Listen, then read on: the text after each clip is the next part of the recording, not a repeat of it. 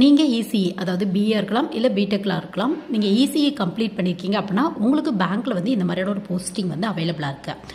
அதாவது பேங்க்கில் வந்து பார்த்தோம் அப்படின்னா ஐபிபிஎஸ்ல எஸ்ஓ அப்படிங்கிற வேகன்சி தான். ஐபிபிஎஸ் அப்படிங்கிறது ஒரு சென்ட்ரலைஸ்டு பேங்க் எக்ஸாம். எஸ்ஓவோட ஃபுல் ஃபார்ம் வந்து பார்த்தோம் அப்படின்னா ஸ்பெஷலிஸ்ட் ஆஃபீஸர் அப்படின்னு வந்து சொல்லுவாங்க.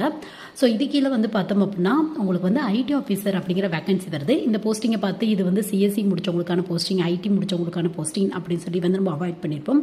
பட் இந்த போஸ்டிங்கே வந்து பார்த்தோம் அப்படின்னா இசிஇ முடிச்சவங்க, இஎன்ஐ முடிச்சவங்க, கம்யூனிகேஷன் ரெலவெண்ட்டான இன்ஜினியரிங் முடிச்சவங்க, பிஜி கம்ப்யூட்டர் ரெலவெண்ட்டாக முடிச்சவங்க, பிஜி கம்யூனிகேஷன் ரெலவெண்ட்டாக, எலக்ட்ரானிக்ஸ் ரெலவெண்ட்டாக, ஸோ இந்த மாதிரி எல்லாமே ட்ரை பண்ணலாம் அப்படிங்கிறத எலிஜிபிளாக வந்து ஃபாலோ பண்ணிட்டு இருக்காங்க.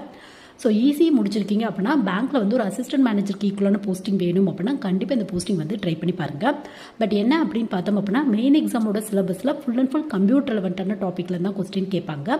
ஸோ கொஞ்சம் ப்ரிப்பேர் பண்ணுறதுக்கு கஷ்டமாக இருக்கும். பட் இன்ட்ரெஸ்ட் வந்து நீங்கள் எஃபர்ட் போட்டிங்க அப்படின்னா கண்டிப்பாக கிடைக்கிறதுக்கான வாய்ப்புகள் இருக்குது.